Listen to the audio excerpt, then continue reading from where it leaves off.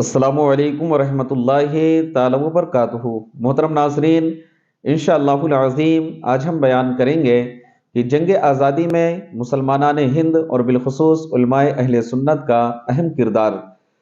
جنگ آزادی ہندوستانی تاریخ کا ایک اہم باب ہے جسے کبھی فراموش نہیں کیا جا سکتا۔ 15 اگست 1947 کو ہندوستان آزاد ہوا۔ تب سے لے کر آج تک پورے ہندوستان میں آزادی کا جشن بڑے ہی شان و شوکت اور دھوم دھام سے منایا جاتا ہے۔ ہندوستان کی جنگ آزادی میں مسلمانوں کا کردار، بالخصوص علماء اہل سنت کا اہم رول، تاریخ ہند میں سنہرے باب کی حیثیت رکھتا ہے۔ یہ باب مسلمانوں کے جذبہ حب الوطنی، جوش و ولولہ، عزم و ہمت، بہادری و پامردی اور ایثار و قربانی کی لافانی و ناقابل فراموش داستان ہے۔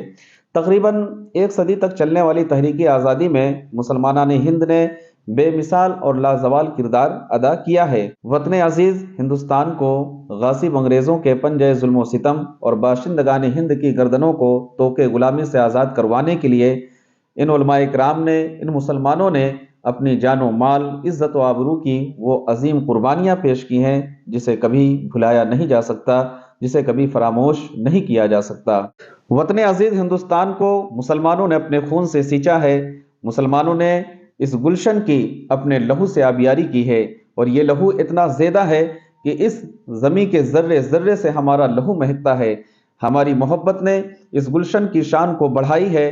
ہمارے اسلاف نے اس ملک کی آزادی کے لیے تحریکیں چلائیں، قید و بند کی، پریشانیوں کو برداشت کیا، مصائب و آلام صعوبتوں کو برداشت کرتے رہے، اور اپنے ملک کی آزادی کے لیے خوشی خوشی تختہ دار پر یعنی پھانسی کے پھندے کو بھی اپنے گلے میں ڈال لیا، لاکھوں جانوں کا نذرانہ پیش کیا۔ تب کہیں جا کر اس ملک کو انگریزوں کی غلامی سے آزادی ملی اور یہ ملک آزاد ہوا۔ شیر میسور حضرت ٹیپو سلطان شہید رحمت اللہ تعالی علیہ نے جو قربانیاں پیش کی، 18ویں صدی کی تاریخ میں اس کی مثال نظر نہیں آتی۔ ٹیپو سلطان شہید رحمت اللہ تعالی علیہ انگریزوں کے لیے آخری قلعہ ثابت ہوئے۔ انگریزوں کا تسلط جب پورے ہندوستان پر ہو گیا، اس کے بعد انگریزوں نے جو ظلم و ستم کی داستان مسلمانوں کے خون سے لکھی، وہ یقیناً بھلائی نہیں جا سکتی ہے۔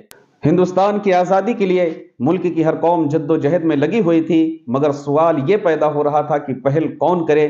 جب ہندوستانی عوام اسی کشمکش کی حالت میں تھی، اس وقت دہلی کی جامع مسجد سے ایک آواز انگریزوں کے خلاف جہاد کی بلند ہوئی۔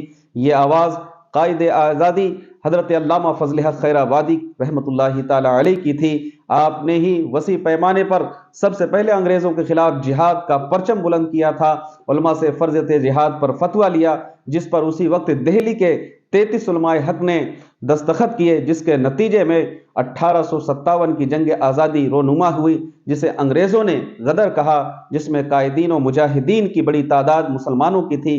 لاکھوں عوام نے اپنا خون نظر کر کے حب الوطنی کا ثبوت پیش کیا۔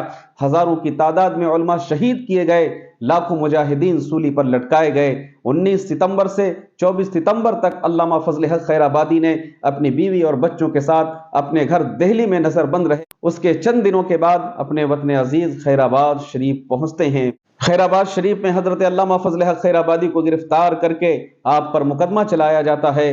انگریز جج نے آپ کو جزیرہ انڈمان بھیجنے کا حکم سنا دیا۔ حضرت علامہ فضل حق خیر آبادی کی طرح ہمارے بہت سارے اکابرین علماء اہل سنت بزرگان دین نے جہاد آزادی میں قائدانہ کردار ادا کیا ہے، جیسے کہ حضرت مولانا شاہ احمد اللہ مدراسی کو دیکھ لیں۔ آپ ایک عالم دین ہی نہیں بلکہ شیخ طریقت بھی تھے۔ آپ کے ہزاروں مریدین تھے۔ آپ نے بے شمار مریدوں کو اکٹھا کیا، سب کو فوجی تربیت دی، انگریزوں کے خلاف جہاد کرتے رہے۔ جہاد کرتے کرتے لکھنؤ تک پہنچ گئے۔ آدھے لکھنؤ پر آپ نے قبضہ بھی کر لیا تھا۔ یہاں بھی وہی پھر معاملہ پیش آیا کہ ایک نااہل شخص جو انگریزوں سے مل چکا تھا، اس کی وجہ سے مولانا شاہ احمد اللہ مدراسی کو آدھے مقبوضہ لکھنؤ سے ہاتھ دھونا پڑا اور آپ کو وطن کے لیے شہید کر دیا گیا۔ اسی طریقے سے حضرت مولانا لیاقت علی صاحب الہ آبادی رحمۃ اللہ تعالی علیہ ہیں۔ آپ بھی ایک عالم اور شیخ طریقت تھے۔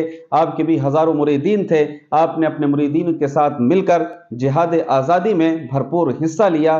نتیجہ یہ ہوا کہ آپ کو گرفتار کر کے کالا پانی کی سزا سنائی گئی اور وہیں پہ آپ کا وصال ہو گیا۔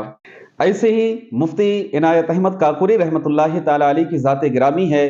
جو کہ اہل سنت والجماعت کے جلیل القدر عالم دین گزرے ہیں اور بزرگ ہستی ہیں۔ آپ نے قیام بریلی کے دوران انگریزوں کے خلاف جہاد کا فتویٰ دیا تھا، اور جب فتویٰ بغاوت سرد ہونے کے بعد انگریزوں تک پہنچا تھا تو انگریزوں نے آپ کو بھی گرفتار کر لیا تھا اور کالا پانی کی سزا سنائی تھی۔ اسی طریقے سے حضرت مفتی کفایت علی کافی مراد آبادی رحمۃ اللہ تعالی علیہ کی ذات گرامی ہے، انہوں نے بھی انگریزوں کے خلاف جہاد آزادی میں بھرپور طریقے سے حصہ لیا تھا، بھرپور طریقے سے اپنے تعاون کو پیش کیا تھا۔ آخرکار انگریزوں نے ان کو بھی پھانسی کی سزا دی تھی۔ جہاد آزادی کے قائدین علماء میں سے یہ چند کا تعارف تھا، نام تو بہت سارے ہیں جن کو کم وقت میں شمار نہیں کیا جا سکتا ہے۔ بس ایک آخری نام میں آپ کے سامنے اور پیش کر رہا ہوں کہ حضور سید سرکار اعلیٰ حضرت رحمۃ اللہ تعالی علیہ کے دادا حضرت مفتی رضا علی خان رحمۃ اللہ تعالی علیہ نے بھی جہاد آزادی میں بھرپور حصہ لیا تھا۔ آپ بریلی شریف میں بیٹھ کر مجاہدین آزادی کو گھوڑے وغیرہ، ہتھیار، اوزار اور ساتھ ہی ساتھ کھانے پینے کا انتظام بھی کیا کرتے تھے اور بھیجا کرتے تھے، اور یہ ساری چیزیں انگریزوں سے چھپا کر کی جاتی تھی، ورنہ انگریز ان پر غاصبانہ حملہ کر سکتے تھے۔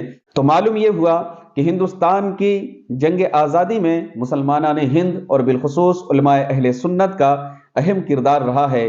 تاریخ کی کتابوں میں آتا ہے کہ جس وقت علماء اکرام نے بالخصوص علماء اہل سنت سے دہلی کی جامع مسجد سے جہاد کا فتویٰ دیا تھا، علامہ فضل حق خیر آبادی جیسی عظیم شخصیت وہاں پہ موجود تھی، ان کے ساتھ اکابرین علماء اکرام بھی وہاں موجود تھے جنہوں نے اس فتوے پہ اپنے دستخط کیے تھے۔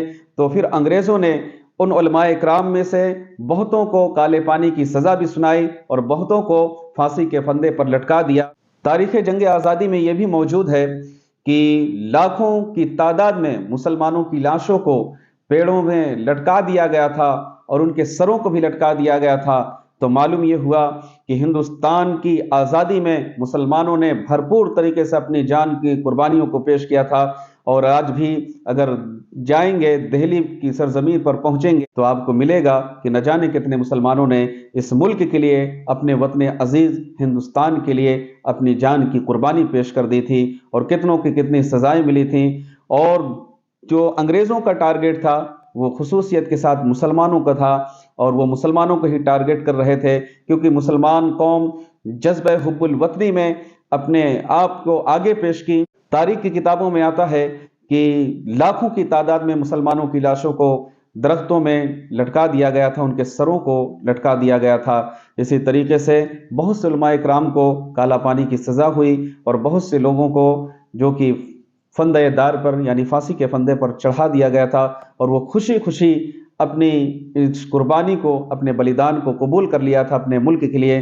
تو میرا پیغام یہی ہے کہ ہندوستان کی آزادی میں جہاں تمام قوموں نے مل کر اس میں اپنا رول ادا کیا، بالخصوص مسلمانان ہند نے بھی بہت بڑا اہم کردار ادا کیا ہے، اور اس میں علماء اہل سنت کا کردار بہت اہم رہا ہے، جنہوں نے جہاد کا فتویٰ دیا۔ حضرت ٹیپو سلطان شہید رحمۃ اللہ تعالی علیہ کی شخصیت کو، ان کی ذات کو فراموش نہیں کیا جا سکتا۔ انگریز ان کے نام سے کانپا کرتے تھے، تو ظاہر سی بات ہے کہ ان ہمارے اکابرین بزرگان دین نے جو اپنے وطن عزیز کے لیے قربانیاں پیش کی ہیں اسے ہم فراموش نہیں کر سکتے ہیں۔ اللہ کریم کی بارگاہ میں دعا کرتا ہوں کہ مولا تعالیٰ ہمارے ملک ہندوستان میں امن و امان عطا فرمائے، نظر بس سے اس ملک کی اور اس ملک کے باشندگان کی مولا حفاظت فرمائے۔ السلام علیکم ورحمۃ اللہ تعالی وبرکاتہ۔